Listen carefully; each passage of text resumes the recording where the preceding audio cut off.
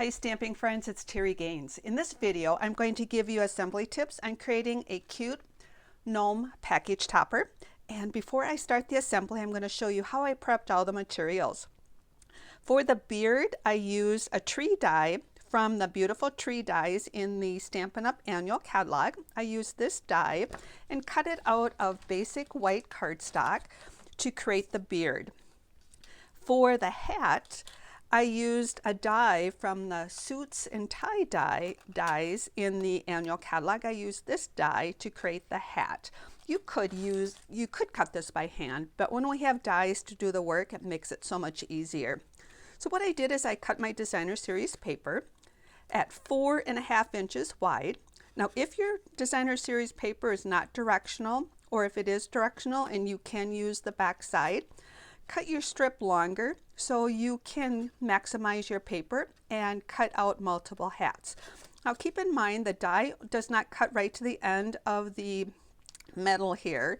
So if I placed it on the edge, had it flush to this edge, it will cut out the hat as I want it for the project. So maximize your paper by cutting it a little bit wider. So we also need a coordinating cardstock. So I also cut that 4.5 inches wide so I can maximize the cardstock and cut those out. So I have both of those cut out, and I'm using the Tidings of Christmas Designer Series paper that is in Stampin' Up's annual catalog. And I actually have created several of these. So once I get done assembling this, I will show you all the other ones that I've made. And I don't think you could go wrong with any of these colors. And then for a tag, I used the tailored made tags in the annual catalog. You get multiple tag dies. I used the smallest of this shape, cut it out of basic white, and I stamped Happy Holidays with the Evening Evergreen ink. I love Stampin' Up's coordinating colors, our designer series paper, cardstock, inks, and even our ribbons coordinate. Speaking of ribbons, what I'll do is I'll tie a ribbon on here into a bow. So what I do is I cut my ribbon on an angle. I keep it on the spool so I can maximize my ribbon. I make a bow on the bottom, take this ribbon on the top, wrap it around, and then right in that loop, I bring the other, in that opening, I bring the other loop. That allows you to make the loops as big as you would like them, make it secure, and trim off the edge. And in this case, I didn't even have any waste. Usually I just trim a little bit off to match, but that maximizes your ribbon. So we have that ready. And then to add some texture to the beard, I ran it through the Bark 3D embossing folder, which is also in the annual catalog. I placed it through here, ran it through my die cutting machine, and I was able to texturize the beard. So now we have part of the prep ready here. We need a nose. I'm going to use a 1/2 inch circle of a cardstock. For the samples I'm going to show you when I'm done assembling, I've used the gold foil, I've used Blushing Bride, I used crumb cake on some. For this one, I'm going to use Sahara Sand because it's one of the coordinating colors in this designer series paper. So for the assembly, I'm going to use the silicone craft pad and apply adhesive on the back of this 1/2 inch circle. I'm going to place it on the beard. Now you can choose either side. I don't think you'd go wrong. There's no right or wrong to that. I'm going to place it about the center going this way and just a little bit below that smallest edge. For the designer series paper, I'm going to put my adhesive on the back side.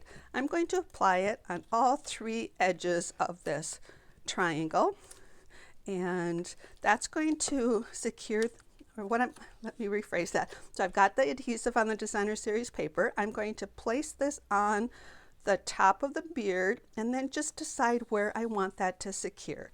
Now it only secures to a small part of that beard. That's why we have coordinating cardstock to add to the back.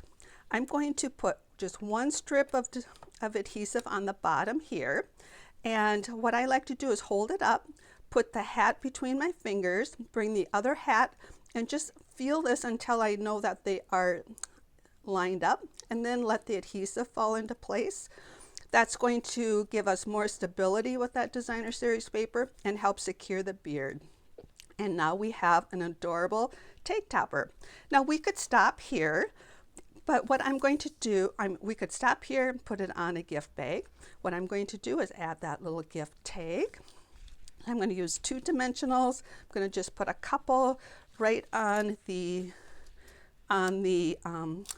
Santa or the gnome's hat. And the reason I put them on the hat instead of behind the tag, I don't want exposed adhesive, you know, like if I put it on the edge and it hung over on the edge. This way I can just place it right here. You can put that tag anywhere on the little on the gnome, but that's where I've decided to place it. Now we could put it on any gift bag, but what I'm going to do is put it on a clothespin. I purchased my clothespins at Dollar Tree. You get 36. You can get them other locations too, or you might even have some at home. What I'm going to do is put 3 dimensionals on the clothespin, and these dimensionals are a strong adhesive and they work perfect, and they actually are just the right width for a clothespin. Take my take your pick tool to get the backings off. Now when you place the clothespin on the back, there's a couple things to keep in mind. If you place the clothespin down here, it's going to attach high on your gift bag. If you place the clothespin on the back over here, it's going to bring it further down, and that's what I want. I'm going to be using these Ombre gift bags, which are in the annual catalog. You get 5 different colors. They're the current. There's some in colors, and what I'm going to do is place this right as far up as I can go, but still hiding the clothespin. Then when I fold over the top of that gift bag, my little cute gnome goes further down. So how fun was that?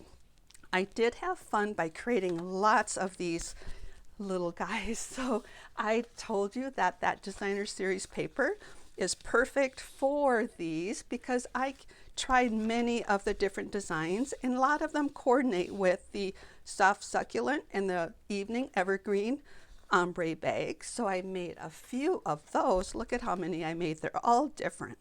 Now this designer series paper has a couple cherry cobbler designs in it. So I used one on a white and one on a lunch bag, just your craft lunch bag. I also used a Sahara sand one and put that. So how fun are those? But I started getting a little carried away. I made some using the In Taste designer series paper, which is the annual catalog, and you've got some wood grains. I put happy birthday on some. You can make these for any occasion. How fun are these to make? And then you could also just put for you, and then you have it for any occasion. I also made some with the Pansy Petal designer series paper. We have some fun colors here. Some of them, or all of them, coordinate with those ombre bags. So I made one with each of the colors of the ombre bags. So as I mentioned, I got a little carried away, but how fun are these to make for any occasion? And the last 2 I made are with the Impressions in Ink designer series paper, which has a bit of gold in the paper. So I have one with this color, and then I did another one with this color. So as I mentioned, these are fun to make, and they are actually fairly easy to make. If you found me via YouTube, look in the comments section for a direct link to my blog post where you'll find photos of these projects. I would love to have you subscribe to my YouTube channel. Click the red box under the video, then select the red bell to be notified when I upload a new video. Thanks for stopping by. I hope you enjoy creating this project. Take care and happy creating.